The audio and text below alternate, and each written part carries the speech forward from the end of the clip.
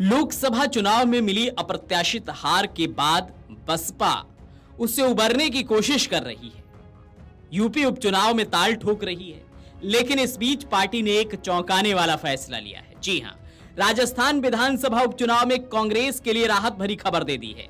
बसपा ने प्रत्याशी नहीं उतारने का ऐलान कर दिया है। नामांकन दाखिल करने की आज अंतिम तारीख है। प्रत्याशियों का ऐलान नहीं किया गया है। राजनीतिक विश्लेषक इसके अलग अलग सियासी मायने भी निकाल रहे हैं। बहुजन समाज पार्टी प्रदेश अध्यक्ष भगवान सिंह बाबा ने एक विज्ञप्ति जारी कर कहा है कि विधानसभा और सेक्टर स्तरीय पदाधिकारियों के पुनर्गठन का काम चल रहा है।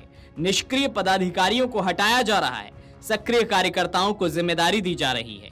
बाबा ने कहा कि ऐसे में 7 सीटों पर उपचुनाव में बसपा प्रत्याशी खड़ा नहीं करेगी। बता दें कि मायावती कांग्रेस पर राजस्थान बसपा को तोड़ने का आरोप लगाती रही हैं।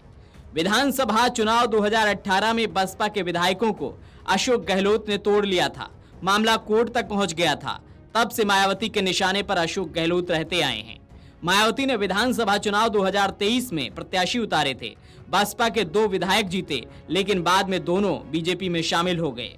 बसपा प्रदेश अध्यक्ष भगवान सिंह बाबा कांग्रेस को फायदा पहुंचाने वाली बात से इनकार करते हैं।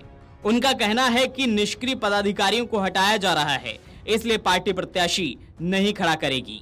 राजस्थान विधानसभा उपचुनाव की 7 सीटों के लिए 20 नवंबर को मतदान होना है, जबकि 23 नवंबर को मतगणना होगी। प्रदेश में 7 में से 3 सीटों पर बसपा का प्रभाव माना जाता है। झुंझुनू, दौसा और अलवर जिले की रामगढ़ विधानसभा में बहुजन समाज पार्टी का खासा प्रभाव रहता है।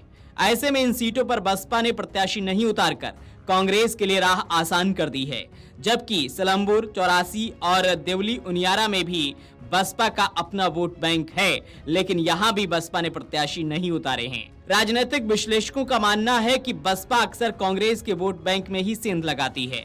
दलितों का झुकाव कांग्रेस की तरफ रहता आया है।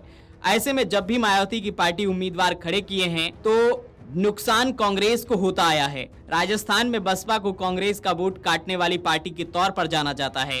राजनीतिक विश्लेषकों का कहना है कि बसपा के निर्णय से विधानसभा उपचुनाव में कांग्रेस को फायदा हो सकता है। वहीं उत्तर प्रदेश में बसपा दमखम के साथ उपचुनाव लड़ रही है। उत्तर प्रदेश में 10 सीटों पर उपचुनाव होने थे, जिनमें से 9 सीटों पर चुनाव आयोग ने चुनाव की तारीख का ऐलान किया है। बीजेपी के बाद मायावती की पार्टी ने भी उत्तर प्रदेश की 9 विधानसभा सीटों में से 8 के लिए उम्मीदवारों का ऐलान कर दिया है। इन सीटों पर 13 नवंबर को मतदान होना है। वोटों की गिनती यहां भी 23 नवंबर को होगी, यानी कि उपचुनाव के नतीजे आएंगे। बहुजन समाज पार्टी की सूची के अनुसार कटहरी अंबेडकर नगर से अमित वर्मा, फूलपुर प्रयागराज से जितेंद्र कुमार सिंह, मीरापुर मुजफ्फरनगर से शाह नजर और सीसामाऊ कानपुर से वीरेंद्र कुमार शुक्ला को टिकट दिया गया है। वहीं अगर करहल मैनपुरी की बात करें तो डॉक्टर अविनाश कुमार शाक्य को बसपा ने उम्मीदवार बनाया है। कुंदरकी मुरादाबाद से रफ्तुल्लाह, गाजियाबाद से परमानंद गर्ग और मझवा मिर्जापुर से दीपक तिवारी को बसपा ने मैदान में उतारा है। बसपा उम्मीदवारों की ये सूची नामांकन दाखिल करने की आखिरी तारीख से 1 दिन पहले आई है। हालांकि पार्टी ने अभी खैर यानी कि अलीगढ़ से अपने उम्मीदवार की घोषणा नहीं की है। यूपी की 10 सीटों पर उपचुनाव होना है। उनमें मैनपुरी की करहल, कानपुर की सीसामाऊ, प्रयागराज की फूलपुर, अंबेडकर नगर की कटहरी, मिर्जापुर की मझवा, अयोध्या की मिल्कीपुर, गाजियाबाद की सदर, अलीगढ़ की खैर, मुजफ्फरनगर की मीरापुर और मुरादाबाद की कुंदरकी सीट शामिल है। हालांकि अभी सिर्फ 9 सीटों पर उपचुनाव की घोषणा हुई है। मिल्कीपुर सीट पर तारीख का ऐलान चुनाव आयोग ने नहीं किया है। Video desk Amar Ujala dot com. अगर आप ये वीडियो YouTube पर देख रहे हैं तो हमारे चैनल को सब्सक्राइब कर बेल आइकन दबाएं और Facebook पर देख रहे हैं तो हमारे पेज को लाइक करें।